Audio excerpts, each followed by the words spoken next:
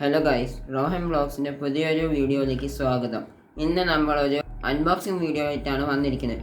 ഇത് എൻ്റെ ആദ്യത്തെ അൺബോക്സിങ് വീഡിയോ ആണ് ഗൈസ്. അപ്പോൾ എൻ്റെ ഒരു പുതിയൊരു വീഡിയോയിലേക്ക് ഏവർക്കും സ്വാഗതം. ഗൈസ്, അപ്പോൾ എൻ്റെ ഈ മുഖം കാണുമ്പോഴേക്കും ഗൈസ് നിങ്ങൾക്ക് വിചാരിക്കുന്നുണ്ടാവും എന്താ ഇങ്ങനെ ഡള്ളായിരിക്കുന്നത്.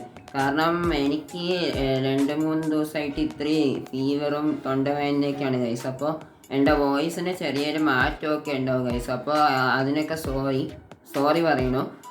കാരണം ഞാൻ കഴിഞ്ഞ ആഴ്ച ഒരാഴ്ച മീൻസ് NSSൻ്റെ ക്യാമ്പിന് വേണ്ടി പോയിട്ടുണ്ടായിരുന്നു. അപ്പോൾ അത് കഴിഞ്ഞിട്ടുള്ള ക്ഷീണത്തിൻ്റെ പനി പിടിച്ചാണ് ഗൈസ്. അപ്പോൾ നമുക്ക് അൺബോക്സിങ് സ്റ്റാർട്ട് ചെയ്യാം.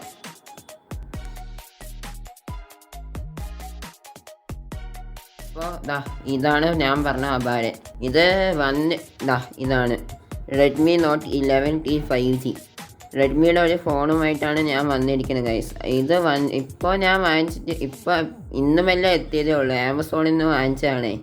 അമ്മയ്ക്ക് വേണ്ടി ഞാൻ ഞാനും എൻ്റെ ഏട്ടനും കൂടി ഗിഫ്റ്റായിട്ട് മേടിച്ചതാണ്. അപ്പോൾ ഇത് പ്രൈസ് വന്നിരിക്കുന്നത് 6GB 128GB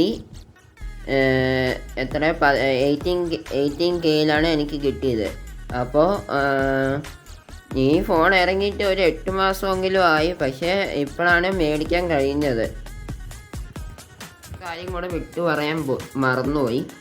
ഇതിൻ്റെ ബാറ്ററിയുടെ കാര്യത്തിന് മറന്നുപോയി ഗൈസ്. അപ്പോൾ ഇതിൻ്റെ ബാറ്ററി എന്ന് പറയുമ്പോൾ 5000 mAh ഒരു വലിയ ബാറ്ററിയാണ് കൊടുത്തിരിക്കുന്നത്. കൂടാതെ 33 വാട്ടിൻ്റെ ഫാസ്റ്റ് ചാർജിങ് സപ്പോർട്ടും കൂടെ നൽകിയിട്ടുണ്ട് guys.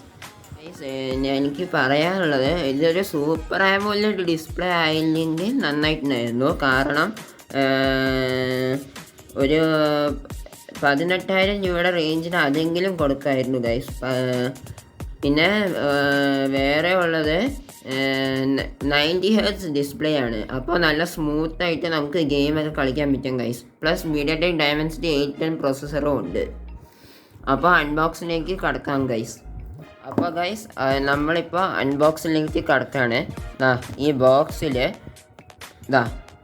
India's number 1 smart phone brand എന്നും മിയുടെ ലോഗോയും, പിന്നെ ഇവിടെ താഴേക്ക് വരുമ്പോൾ റെഡ്മി നോട്ട് 11T 5G എന്നും 5G ready high performance 6nm processor.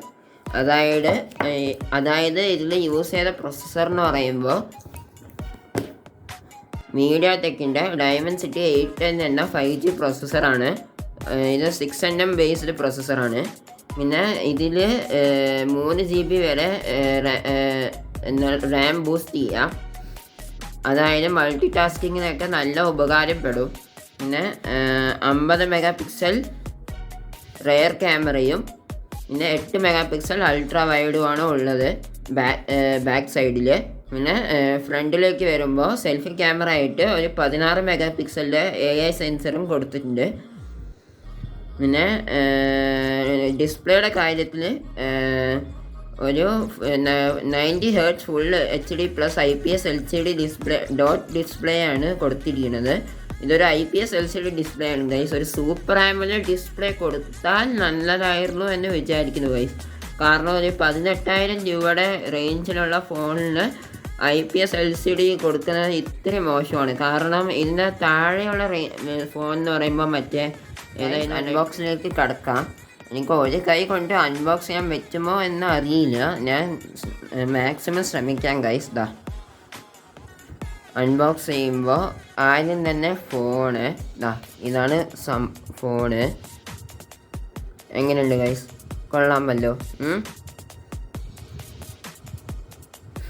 Phone അവിടെ വയ്ക്കട്ടെ, സൈഡിൽ വയ്ക്കാം. പിന്നെ ഇതിൽ ഡോക്യുമെൻറ്റേഷൻ മിക്കവാറും ഡോക്യുമെൻറ്റേഷനും പിന്നെ ഒരു TPU കേസ് ഉണ്ട്, അത് സൈഡിൽ വയ്ക്കാം. പിന്നെ വേറെ ബോക്സിൽ ഒരു സിം കാർഡ് ടൂളും ഉണ്ട് ഗൈസ്, സൈഡിൽ വയ്ക്കാം. പിന്നെ വേറെ ബോക്സിലുള്ളത് ഒരു 33 വാട്ടിൻ്റെ ഫാസ്റ്റ് ചാർജർ. 33 വാട്ട് എന്ന് പറയുമ്പോൾ ഈ ഫോണിന് 5000 mAh ബാറ്ററി ഉള്ള ഗൈസ്. അപ്പോൾ ഒരു 1 മണിക്കൂർ കൊണ്ട് ഫുൾ ചാർജ് ആവും ഗൈസ്. അതാണ് പ്രത്യേകത. പിന്നെ വേറെ ഉള്ളത് type C to micro USB to type C cable.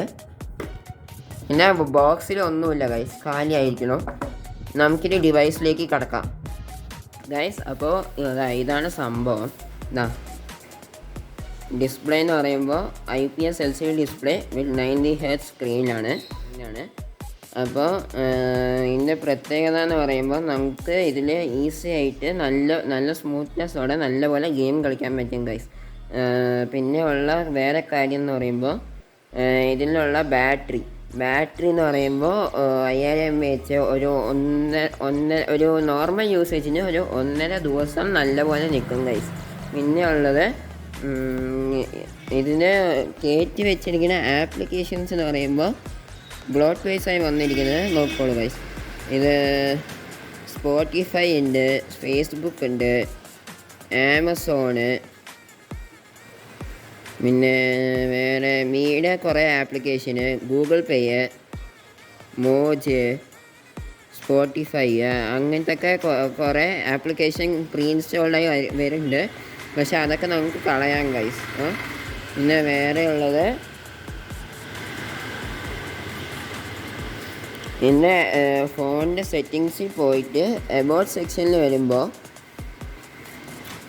MIUI 2 റെഡ്മിയുടെ സ്വന്തം യൂസർ ഇൻ്റർഫേസായ MIUI വേർഷൻ 12.5 ഇത് പ്രവർത്തിക്കുന്നത്. പിന്നെ ആൻഡ്രോയിഡ് വേർഷന് 11 പ്രവർത്തിക്കുന്നത് ഗൈസ്. അപ്പോൾ ഇതിനെക്കുറിച്ച് എനിക്ക് വേറെ പ്രത്യേകിച്ച് ഒന്നും പറയാനില്ല ഗൈസ്. നല്ല ഫോണാണ്. ഒരു ആവറേജ് ഒരു മോഡറേറ്റ് യൂസിനൊക്കെ നല്ല ഫോണാണ് ഗൈസ്. പിന്നെ ക്യാമറ ഇതുവരെ ടെസ്റ്റ് ചെയ്തിട്ടില്ല. അത് ഞാനൊരു വേറൊരു ദിവസമായിട്ട് നല്ല ക്യാമറ ടെസ്റ്റിംഗ് ആയിട്ട് ഞാൻ വരാം ഗൈസ്. അപ്പോഴത്തേക്കും സ്റ്റേ ട്യൂൺഡ്. സോ ഗൈസ്, അപ്പോൾ ഇന്നത്തെ വീഡിയോ ഇഷ്ടപ്പെട്ടെങ്കിൽ please like, share, subscribe to Rohan vlogs. So see you in the next video. Bye bye.